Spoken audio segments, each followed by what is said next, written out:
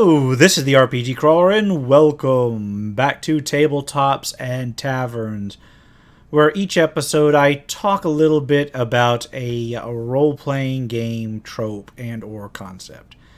This particular episode, I'm going to talk a little bit about a trend that I've been seeing. It's actually been in the games, in role-playing games in general, since almost the very beginning, but I've noticed over time that it's becoming more and more and more evident, and that is what I call the monstrification of foes.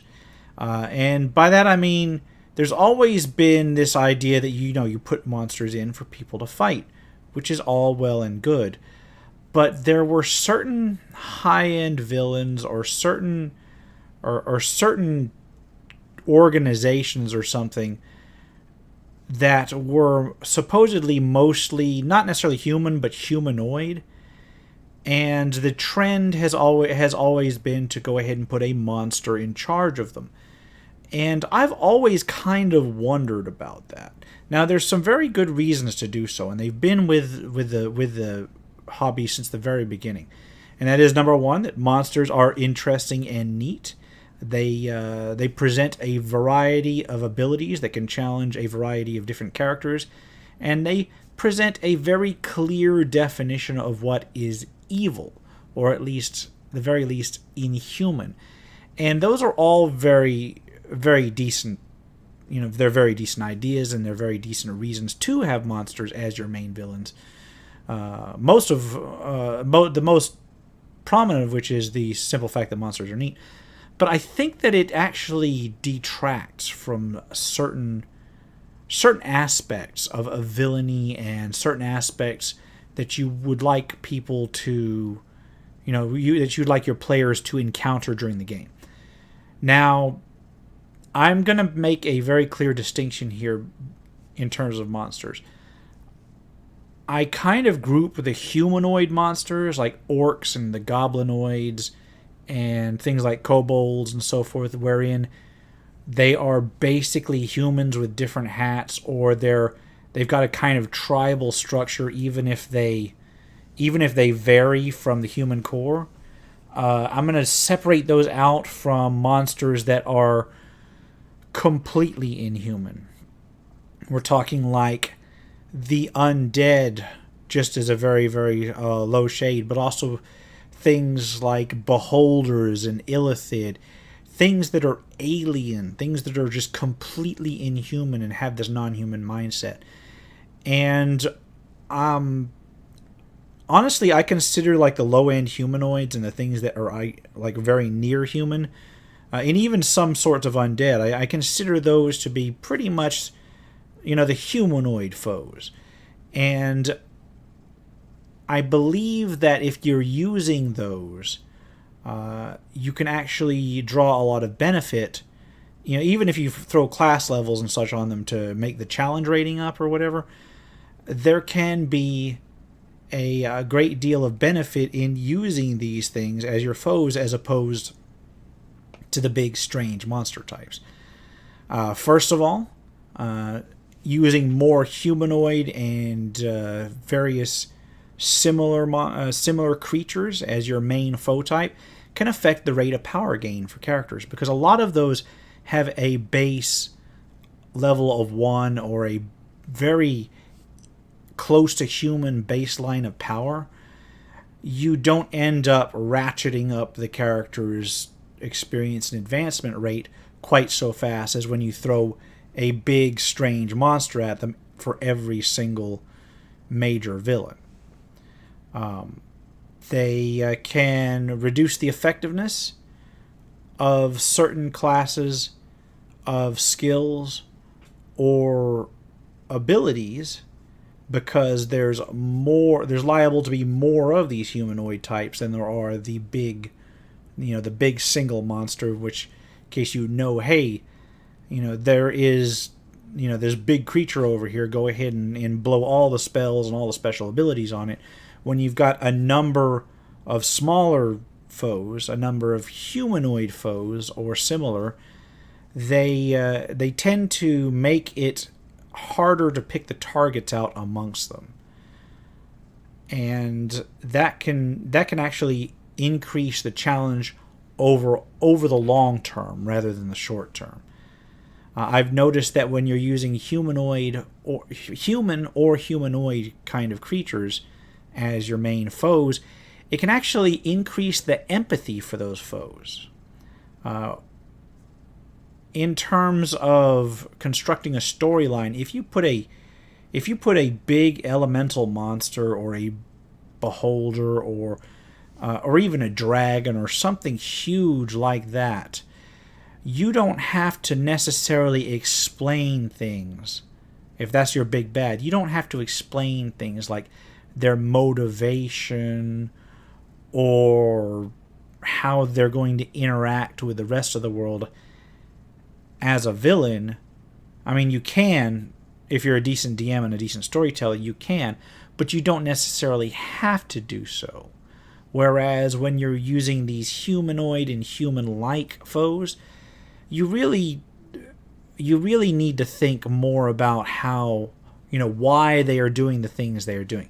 It may be just something as simple as an orc wanting to take the place over, but there's a core of human reasoning, and there's just this core of human emotion in there that drives these humanoid and near-human creatures that is often overlooked when designing, an entire storyline or campaign with a big monster is the big bad villain in it.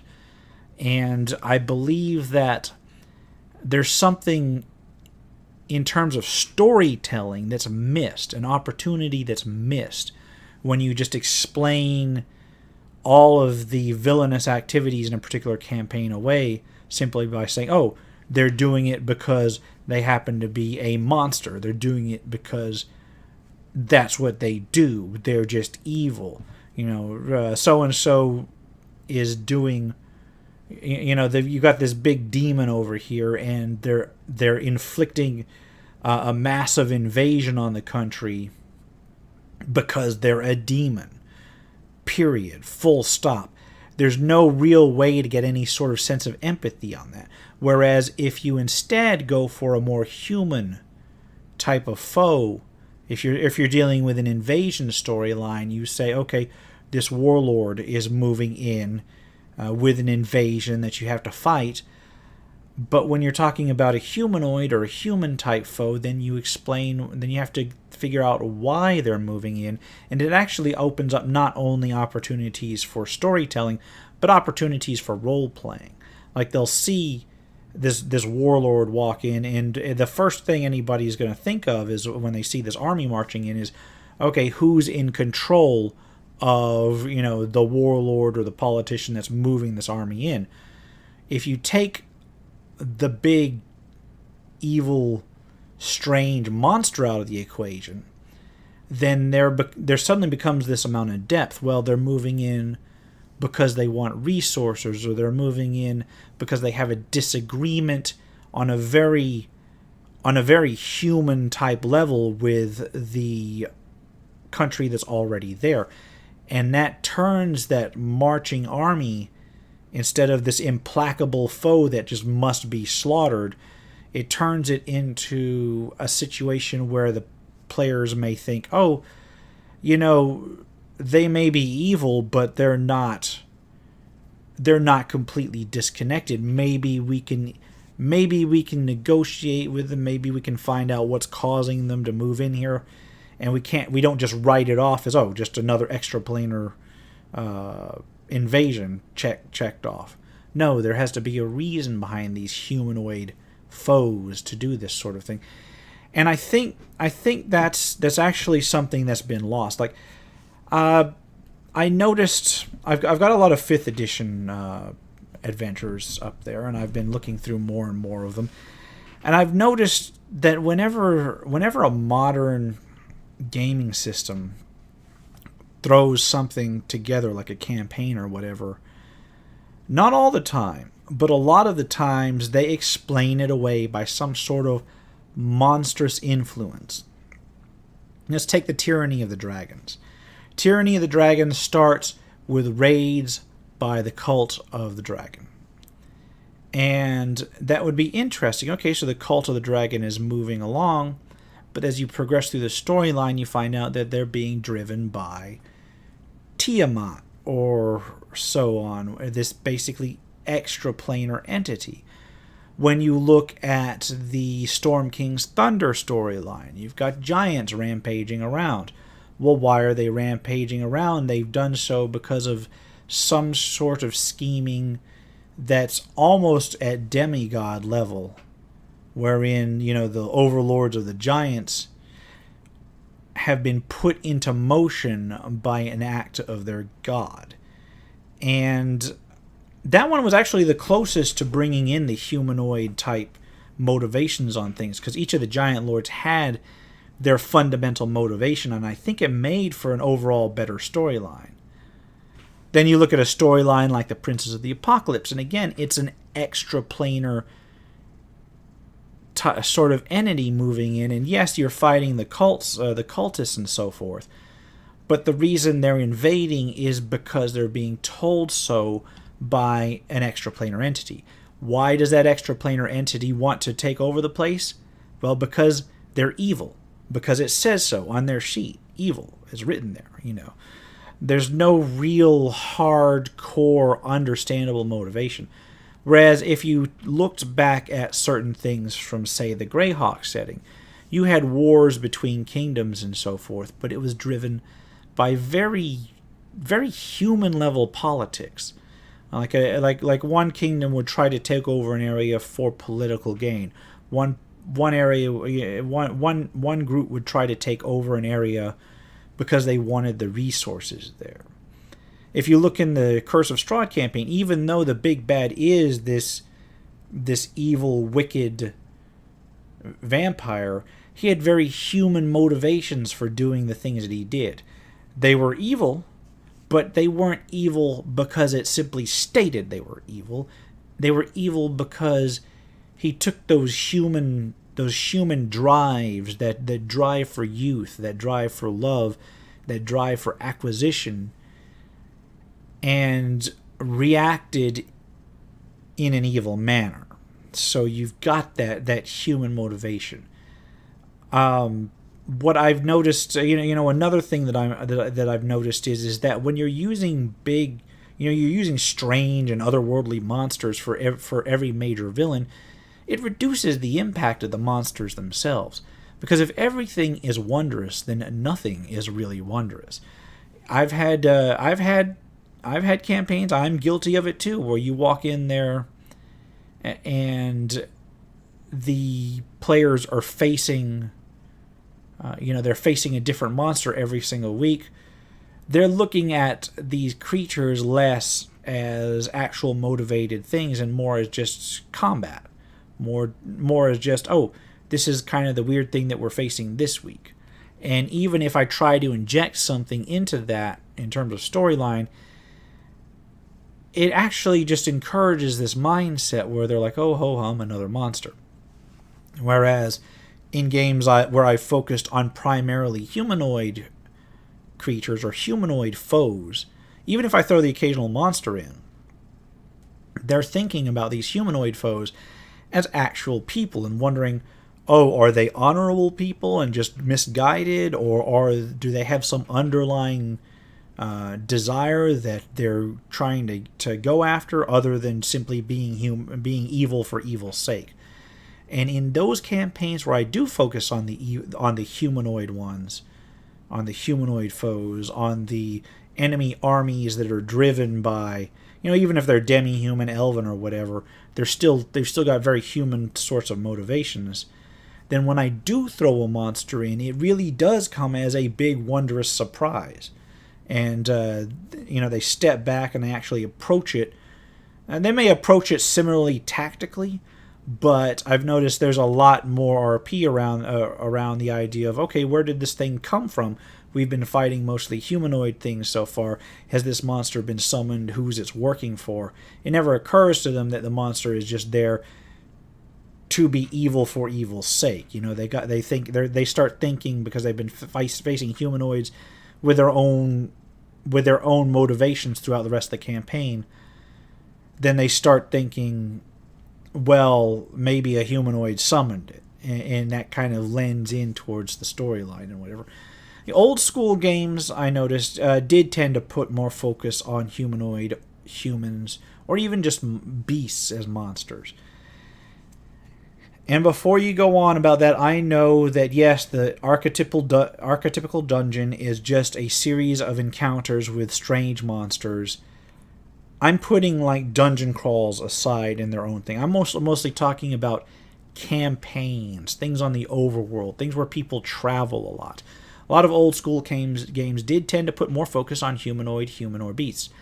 I noticed I've got a book by Bill Webb up there that talks about his campaigns and how he designs things, and he even notes in there, and I don't remember the exact quote, but he notes he tends towards human or animal type encounters outside of the dungeons. Like when you're walking through the overworld, when you're in cities and such, you rarely ever face an actual monster out there. Yeah, they're in the dungeons. That's like a separate mythical or a separate mythical underworld where all kinds of strange shit happens.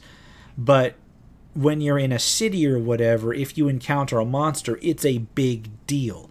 It doesn't fit with the rest of things. I've noticed that if you use... I've noticed this, and I've seen writing about it.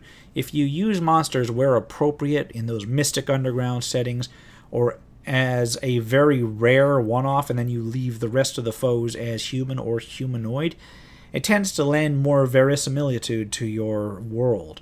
It tends to make it feel more realistic, even if you don't detail it out a lot. Because when you're walking down the street in the real world, you may face, you may come face to face with people that are, hopefully not a combat situation every day, but you may face your challenges with other people. You may encounter people you don't like. You may encounter people, who may even be aggressive or whatever, but you're not going to face like a monster busting out of the wall. It's always going to be humans with human desires and human drives. And the same thing when you're walking down a city street, or you're walking through a forest that's not completely apeshit, haunted in one of these games, where you're probably mostly going to encounter animals or beasts. Even if they're monstrous beasts, as long as they're close to, what real world animals would appear at. And that's going to lend a sort of normalcy to most of the encounters. That's going to make the strange encounters really stand out. And before I go ahead and I'm not going to talk too much longer on this, but if you get into the habit of using monsters instead of throwing a monster out for every major foe and every major big bad, if you start using them sparingly, it opens the door for monster hunting campaigns, wherein instead of wandering down a corridor or wandering into a castle and boom, there's the monster for this particular week, the characters will start looking, those monsters that they do encounter, they'll start treating them as individuals. They'll start treating them like a monster hunter, like an actual monster hunter might, and start looking for that creature's individual weaknesses and such more than they might if it was just yet another encounter down the way, yet another monster of the week. They may actually focus on its particular weaknesses more than they ordinarily would. They may try to work around it a little bit more. Even if the power level is roughly the same in terms of the player characters, in a monster sparse environment, they'll treat those monsters they do encounter as greater threats than those monsters actually probably deserve, just because they're so used to dealing with more mundane sorts of foes. Now, I'm not going to say I'm not saying monsters are bad, because monsters are cool. Killing monsters is cool, whatever. Well-placed monsters, absolutely important. But in terms of using them as your major foe every single time in every single game in every single campaign, all I'm saying is try doing a few without some sort of influential monster or influential beast pulling the strings. Try to do a campaign where the evil warlord or the evil king or whatever is doing things for very human reasons. He's not they're not causing war, they're not going after people to sate some sort of unknown strange creature from another world. No, they're doing it because they want something. They're doing it because they want to retain their power. They're doing it because maybe they're assholes. But that'll kind of bring the focus off of the whole strange creature from another world kind of mindset, and make your players approach them in a different manner. It's just food for thought.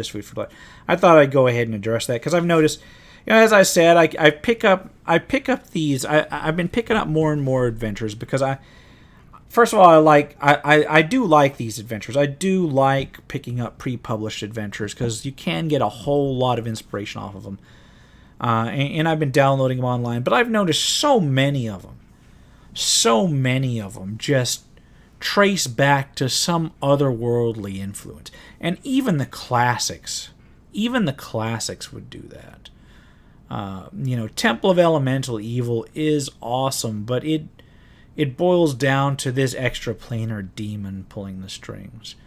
The Slaver Stockade, as much shit as I gave that series when I reviewed it, and I admit it's a decent one, the Slaver Stockade series, the driving focus of that was not a monster. It was not some otherworldly alien creation. It was just evil humanoids doing evil things for profit. It was just base profit motive. There's a couple things. There's a couple more series like that where it didn't rely on some strange monster. You know what I'm saying? As I said, Curse of Strahd. Strahd might be a monster himself, but he's not a monster in the weird creature from another realm kind of sense. He's a monster in a very human sense. He's got those human motivations. As I said, Storm's King Thunder, except for the whole ordning thing, the Giant Lords themselves, I'm kind of torn on that one. The Giant Lords themselves have a very not necessarily human, but almost human reason for doing what they're doing. They're not driven intentionally by some strange demon or something. They're doing it because that's the best way they can advance their own people. I can try to come up with some more ideas, some more example series, but I think you get the reasoning behind it. There's just something to be said for keeping your villains on a level where, not necessarily a power level, but on a psychological level that your players can identify with. And I think it actually lends for some of the most memorable villains I've ever run have not been the world-threatening creatures, or they've not been, the evil dragons or whatever. They've just been people. People doing people things, maybe not in a way that your average individual would go after it. They have their failings. So a couple of them were blatantly psychotic, but they didn't do the things they were doing just just to be evil. They did them because they misinterpreted or reacted poorly to things that happened on a very human scale. And I believe I've found that a lot of my players in the past have really reacted well to that sort of thing. So if you're used to using the monster the monster week in your campaigns and such, try to throw a campaign together where there is a major threat, but it's not like it's not monster driven. It's got a sort of human, even if you use humanoids or demi-humans or whatever, it's still got that sort of people based motivation behind it. Try a few of those if you haven't already, and see how things go. I'm not going to tell you what to. I can't tell you exactly what to do, but give some thought about it sometime. Anyway, I'll go ahead and leave that here. I hope this hasn't been too rambling. It's been kicking around in my mind for a while that I've noticed that more of these adventures have gone that way, and it doesn't. You shouldn't see this kind of split that you see nowadays, where 70% of every adventure that you find is driven by some monstrous foe in the background. Give the humans and the humanoids and the demi-humans some love once in a while. That's all I'm saying. All right, I'll call it here. This has been the RPG Crawler with Tabletops and Taverns. If you like what you've seen, remember to leave a like, comment if you've got feedback, and subscribe for more RPG content. If you want to help me support my channel, go ahead and check out my Patreon at patreon.com/rpgcrawler. Until next time, take care and goodbye.